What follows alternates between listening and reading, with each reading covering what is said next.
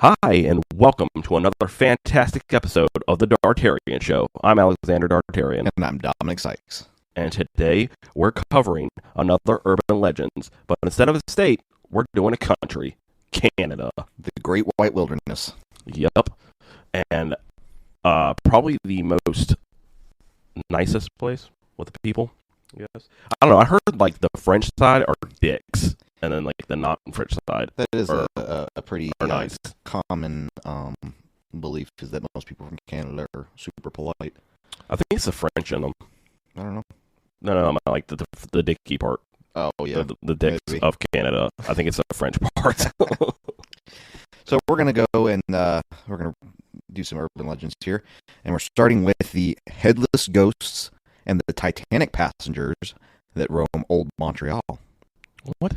Yep. The Titanic did not I sink don't know. anywhere near Canada. The historic neighborhood of Old Montreal in Quebec's largest city draws numerous locals and tourists each year thanks to its history and old world charm. People believe Montreal is the most haunted city in Canada, and many of Montreal's ghosts live in Old Montreal. The city's oldest road, St. Paul Street, supposedly becomes a walkway for the paranormal at night. Visitors often report seeing ghostly horse-drawn carriages or an apparition of Mary Joseph Angelique wearing the same white robe she had on when she was terminated. The former lady of the evening, Mary Gallagher, is also reported to appear on William and Murray Streets every 7 years, looking for her head taken off by her one-time best friend. Oh, I shit. have no idea who these people are. Damn. Well, it's I'm crazy, sure though. some people from Canada will know, but like her best friend was Cut just off her like, yeah, Yep. like we're not friends anymore. Mm-hmm. Visitors can also find hotbeds of ghostly activity in Old Montreal's graveyards, especially in North America's largest intact cemetery, Mount Royal. People claim to see apparitions wandering around the plots at night and hear giggling, creaking, and other eerie noises. Ghosts supposedly include several people who perished on the Titanic, and an often seen Algonquin man who looks over the cliff to the city below. I don't know why there would be Titanic. Maybe they swam. Where did the Titanic take off from? Ireland. Did it? Yeah. It didn't pass Canada at all, or? No, it sank halfway between here and like America. Oh, okay. It's coming to New York, so I that's why I don't understand why they would be. Maybe the ghost swam. I don't know. Haunted graveyards in Old Montreal aren't limited to outside the city. Dorchester Square Park lies above a grave said to hold around 70,000 skeletons who passed from cholera. The cholera's the shitting disease, right? I don't know. Yeah, I think so. Yeah. 70. I mean, no. Wait. 70,000. Jesus, I thought you said 70. No, 70,000. Oh my god, dude, Yeah, that was man. a lot of shit. Like literally a lot of shit. Next up is a mysterious ghost ship that burns in the Northumberland Strait. Ooh, I love ghost ships. Yep. For some reason, like I'm ghost not ships scared and of ghost them, towns but too. Ghost towns are a little bit more scary because it's like I like the that. ones that like but had the mines ghost and ships, stuff. like that video game, Man of Medan. Medan. Yeah, that's like a ghost ship. Yeah. And that's like, I think that's like really in that movie Ghost Ship. That's Yeah. really cool. Yeah, those are good. The Northumberland Strait lies between Prince Edward Island and Nova Scotia and has reportedly been home to a phantom ship for many years. Numerous people claim to have seen a vessel catch fire, burn for several minutes, and then mysteriously disappear. Ooh, kind of like The Fog. Yeah. You ever see the movie The Fog? Yeah. When they burn the ship because they're full of lepers. Mm-hmm. I wonder if that's the same story. Maybe it's like a loop, like the. Oh, it's a death loop, obviously. But I'm just wondering if they got either the idea or was the fog based on a true story? I don't know. Oh. It could be have inspirations from one. I have no idea. One woman said she saw crew on board scrambling to douse the flames. So it's not just a empty ship. They actually see people on it trying to get rid of the fire. Entire groups of people have supposedly witnessed the burning ship when riding the ferry between the strait. Rescuers have tried approaching the phantom vessel, but find nothing there when they get there, which is weird. One sailor even remembers sailing through flames before they mysteriously disappeared. Divers have failed to find any wreckage in the area. So Wow. this is just a random ghost ship that sails around and catches fire randomly. Oh, by the way, the fog is based on a true story. Oh, what kind of... It was in Toledo, California, in the 1700s. There was a ship come in with gold on it, and they put out a fire to guide the ship, but they put out a phony fire, and it ran on the rocks so they could rob it. Oh, nice. Yeah. All right. So next... Not as cool as the ship on fire and then disappearing and not being able to find it. Yeah. So next up is a man who was burned by radiation after a UFO encounter in Manitoba. UFOs. Yep. Dude, there's some interesting stuff coming out now. Oh, yeah. Yeah. The government files and all that stuff. About NASA saying that there has been unidentified aircraft landing that's not of this world. Yep. Like they have documented landings. That's insane. Yeah. If you think about it, because that means I just got chills. Literally intelligent. Yeah. I wonder if they've ever made No, they probably haven't. Or if they have, it's classified as shit. Dude. Like, I'm pretty sure, like, I've heard a rumor that Nixon was involved, or Eisenhower, or one of the two. Probably. In 1967, Stephen Michalek ventured out into the woods around Falcon Lake near Winnipeg in search of silver and quartz. He was startled by a gaggle of geese, but then noticed two cigar-shaped crafts hovering in the air. One flew away, but the other landed. Michalak waited half an hour before approaching. He heard mechanical whirring noises, smelled sulfur, and felt warm air as he got closer. He noticed an open door panel coming from inside, were colored lights and voices muffled by a constant humming. Suddenly, the door panel closed, and a blast of gas from the craft knocked Michalek off his feet. His clothes were set ablaze, and he managed to take them off and made his way back to town. He felt extremely sick, dizzy, and had burns on his stomach resembling a grid. Doctors discovered Michalek's sickness was caused by radiation, and officials who checked the alleged encounter site discovered radioactive soil samples and metal melted into the rocks. Several government departments investigated the incident, but concluded the case would forever remain unexplained. Yeah, and it's kind of weird because the Canadian Prime Minister, or an ex-Canadian Prime Minister, is the one who actually came forward and broke the story about UFOs. That's crazy. That is crazy. Huh. I wonder if that guy's story had anything to do with it. I don't know. But my theory on the UFOs is maybe we've invented time travel. And it's us in the future? Yeah, in the future coming back. That'd be cool. And because if you guys have listened to our interview with with Jack, the nuclear power expert, he's talked about them putting nuclear reactors into spaceships to get us farther out to space. Yeah. Maybe I would not count it out, honestly, because technology just from the 2000 when the internet really started kicking off, it's going to be invented by to now, the amount of drastic change in technology is insane. Yeah. And Elon Musk, he talks about the fact that's who's going to invent it. Well, he's the one that he talks about the fact that AI, right, it is going to be what ends us all. It's not going to be nuclear war. It's not going to be, anything like that. It's definitely we're going to invent AI. I think we're just going to integrate with it. I think we're just going to become AI. Just like VR our lives. Yeah. Well, no, not even that. Just like become like kind of like our consciousness in a... You ever see that movie Transcendence with Johnny Depp? Yeah. It'd be like that. Probably. I think that's how it's going to be. Probably. Man, we do get off track a lot, don't we? Yeah, we do. Sorry. Lady in Red haunts Toronto's Lower Bay Station. Below Toronto's Bay Station lies another subway station known as Lower Bay Station. The Toronto Transit Commission reportedly opened the station in 1966 while experimenting with routes. It's a creative name. What? Lower Bay Station. Yeah. But soon they realized if the route was ever delayed, it would slow down the entire subway system, so it was shut down only 6 months later. They later built the current Bay Station on top. What do you think they called that? The Upper Bay Station? The Upper Bay Station.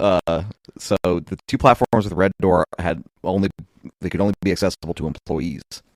Workers in occasional movie productions still use the old station. They do film a lot of movies in Canada. Yeah, they do. Especially in Toronto. Yep, but numerous workers claim to have seen a phantom lady in red wandering the tracks. People say she has no legs and only black holes for eyes. Her apparition only lingers for 30 seconds. Workers have felt cold spots and sensed drafts in areas where they shouldn't be present. Some think it's possible the lady in red fell or was pushed onto the tracks, but no records of any such accident exist. Okay, I don't understand that. They're like cold drafts when there shouldn't be any. Like, yeah. What are you, the air police? Like, how do you know? I don't know.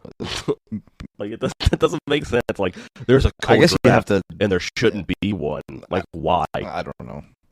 But others think it's more likely she was a former resident of Potter's Field, which was a cemetery for social outcasts and the poor, which the city attempted to relocate in 1855 to build a station. So she might just have been like one of the spirits. No, what they did was they just moved the tombstones. Yeah. You moved the tombstones, but you didn't move the body. Yeah. And so, but that's true. Like, when they move a graveyard, like, they're not moving the body. That's Probably for not. one. That's too much work and money. Yeah. And like, what the hell do they care? Like, the people are dead. Yeah.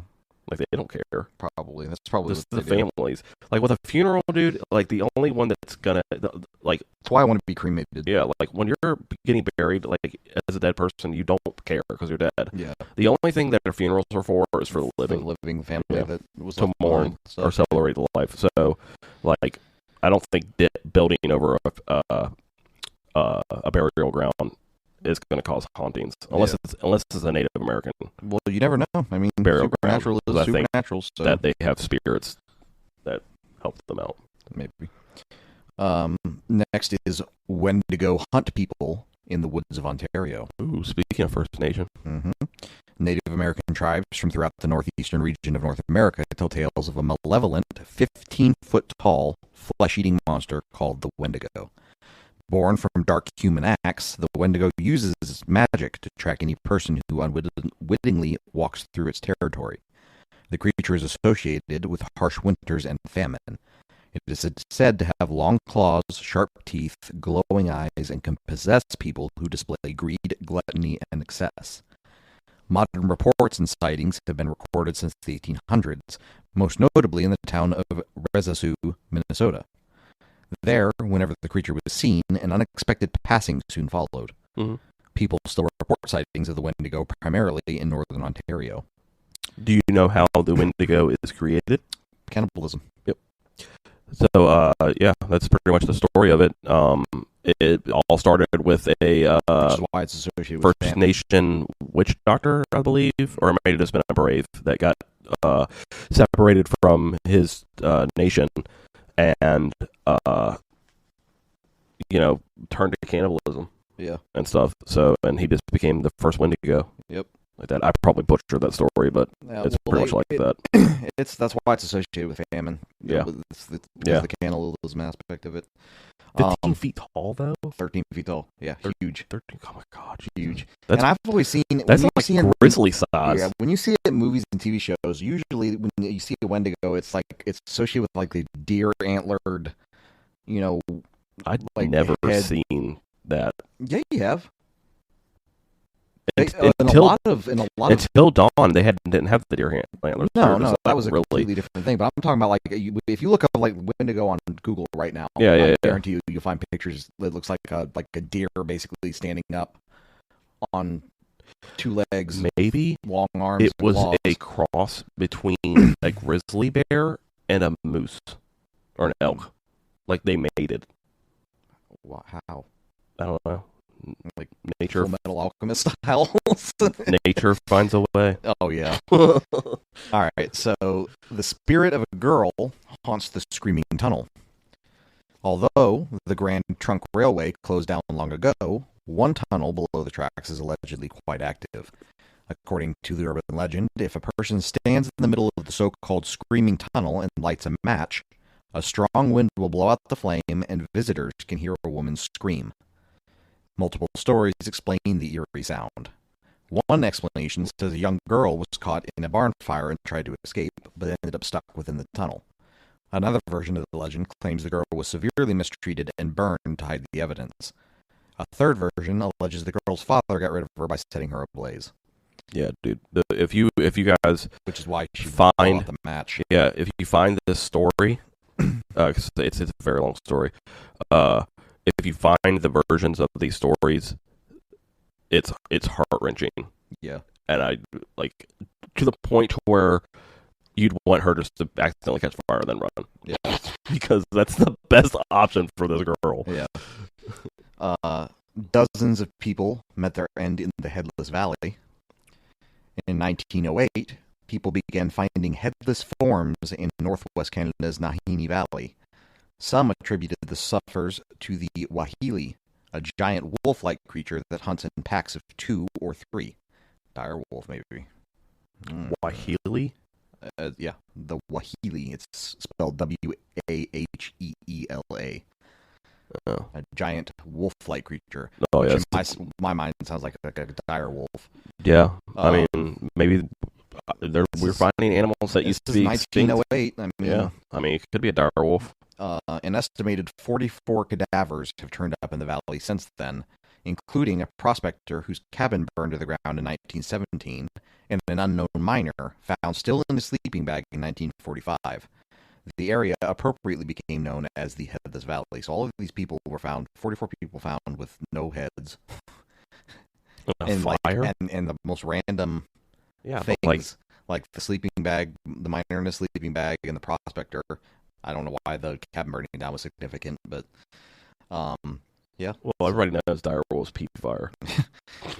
While the slayings could also be attributed to native groups, competitive prospectors, or hungry grizzlies, many still believe the mysterious pack of Wahili are to blame. It's pretty interesting. I never even heard of that before. No, but I mean, different names, I guess. I'm pretty sure it's probably going to be a dire wolf or just a really big wolf. Or bears. No. I don't. Do bears run in packs? No, they definitely don't run in packs. No, they're like usually it's like a mama bear and a baby bear. Babies, yeah. And then like the they'll gather in like big areas sometimes. Like dude, brother bear has like ruined. Yeah, like my thought of bears. I thought like they all gather and stuff, like the big gathering and stuff. No, they don't. Damn Disney. A UFO base lurks below the surface of Lake Ontario. Conspiracy theorists claim aliens have created hidden underwater UFO bases all over Earth. I've heard that. I've heard that. The Great Lakes. Including one that supposedly lies below the surface of Lake Ontario. Mm-hmm. People say they often see unexplained lights over the water. Before I continue this, did you hear just recently in Colorado there was a sighting of a group of lights in the sky? Yeah, like the Phoenix Lights. Yeah, it just happened. I'm gonna have to look into that too. Might do an episode about it. But so one resident of nearby Hamilton, Ontario, reported walking home from work when he noticed glowing orbs in the sky. He felt a strange sensation that caused him to freeze. The 10 orbs floated for several minutes before flying out towards the water. Yeah, that sensation was fear. For real. Another story claims a group of people witnessed the floating lights in 1981. They noticed an orange, flying saucer-shaped craft traveling alongside their car. While the craft was in their vicinity, the car radio became nothing but static. The group followed the strange object, only to see it fly over Lake Ontario, descend at an angle into the water, and ultimately disappear below the surface. If I think something like that, I think that there may be a base there. I don't think it's an alien base. I think it would probably be like Canadian military or U.S. Yeah, you never don't we own like half isn't half Ontario Lake in our country? I don't know. Because isn't that where the Niagara Falls is? I'm horrible with geography. Niagara Falls is in Lake Ontario, right? I have no idea. Whatever. Go ahead. I was not good with geography. Others who have claimed to have seen the lights say they are orange in color and most often appear between Toronto and Oakville. Next is a phantom worker falls from the University of Toronto's Soldiers Tower. The University of Toronto built a Gothic-style structure, which is a very cool-looking thing, by the way. It's New York. Put a picture up because this is a pretty cool-looking building. But it's a Gothic-style structure around 1924 as a memorial for students who perished in World War I. According to legend, a worker fell while polishing the bells housed in the tower in the 1930s. Since then, students claim to see lights inside the tower and the worker's ghost wandering around the nearby grounds.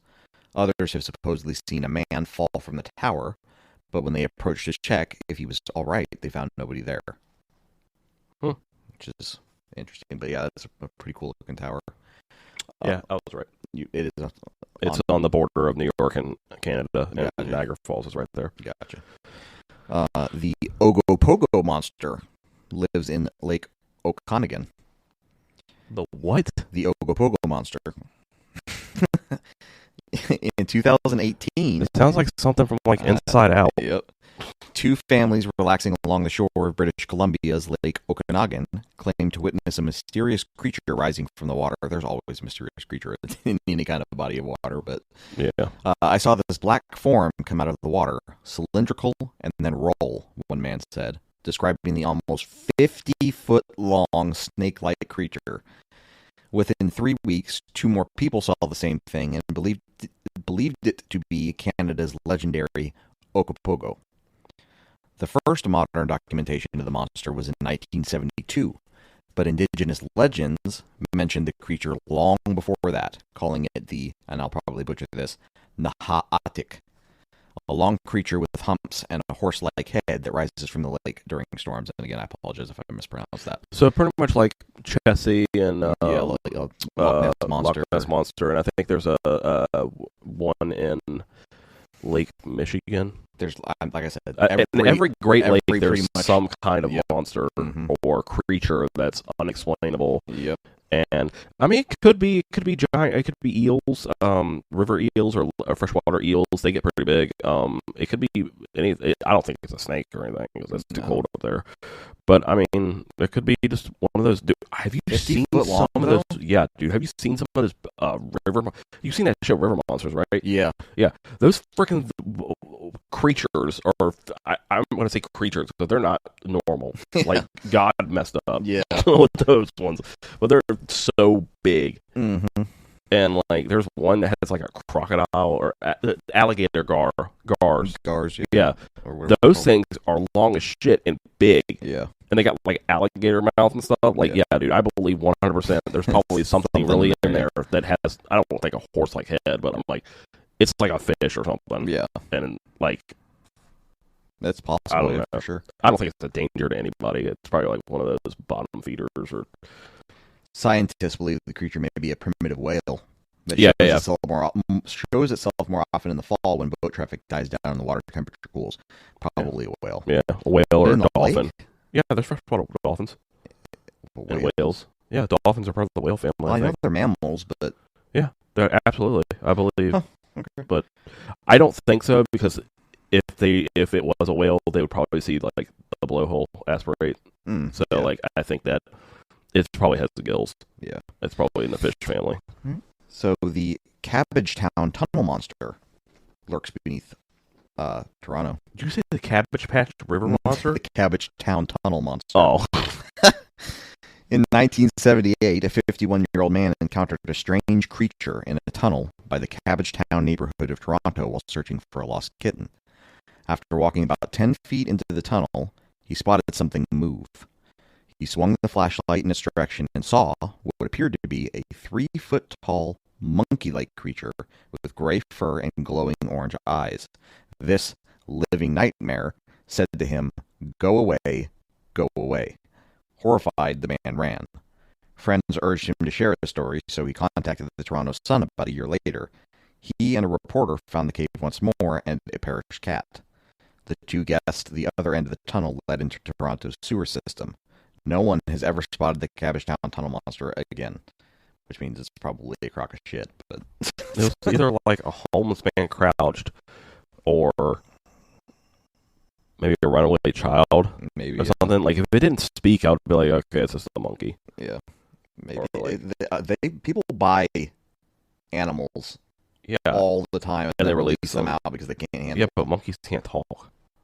No, that's true. But maybe in his head he was just like, get away, get away, get away. Yeah. You know, like, and like when you think you hear something, but it's really your mind saying like, run. Yeah.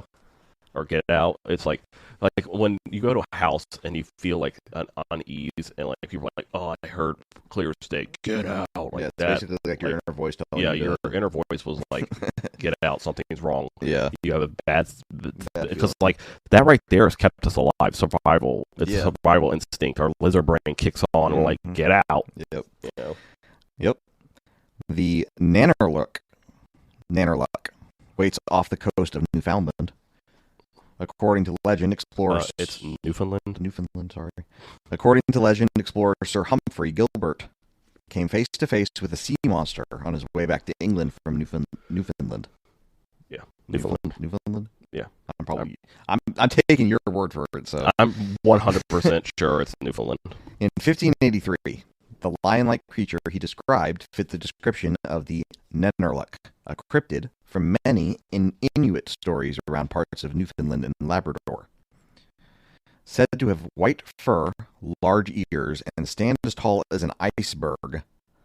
The beast feasts on seals and humans if they get close enough.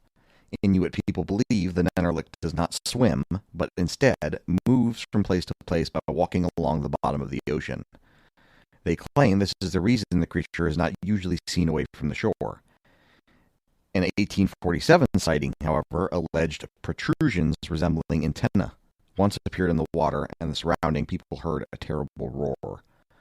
This is kind of like that show on Hulu, The Terror. Oh my god! Do you know what it is? It's just a way to describe an iceberg. It's an iceberg. Or a polar bear. No, it walks on the bottom of the ocean. It's as tall as an iceberg. It's an iceberg. Icebergs move. Like an iceberg doesn't have fur and ears and all that shit. I didn't hear that part. Yeah, it doesn't. I don't know, but it's not as tall as an iceberg. And yeah, it could be a polar bear. Polar bears will mess you up right quick in a hurry. Yeah. Sorry, I didn't hear the part. That's right. I was like, it's an iceberg. The Lope Garou stalked the forest of Quebec. And I'm probably saying that wrong too, but when the French began to immigrate to Quebec in the 17th century, they brought many of their folk stories along with them. One tale was about human-beast hybrids known as loup-garou or rougarou, also known as werewolves. Ooh. According to legend, loup-garou are cursed and placed under a spell for 101 days, forced to change form every night.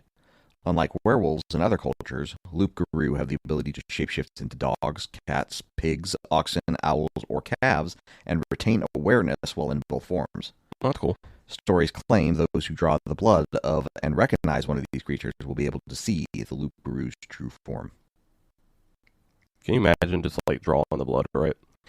And then just like seeing like a naked dude, yeah, on all fours, right. Like looking like acting like it. You're just like, what the hell, dude? All right. So my last one for this episode is the Fetus lake monster, sometimes referred to as the Canadian lizard man. The Fetus lake monster first appeared in 1972 when it allegedly came out of the lake and went after two teenagers. The kids claimed the 5-foot-tall monster looked like the Gill Man from The Creature from the Black Lagoon. Oh, I love that movie. While they were trying to escape, the cryptid managed to scratch one across the hand with its barbed webbed claws. A few days later, others claimed to witness the beast and said, its body was silver and shaped like an ordinary body, like a human being body.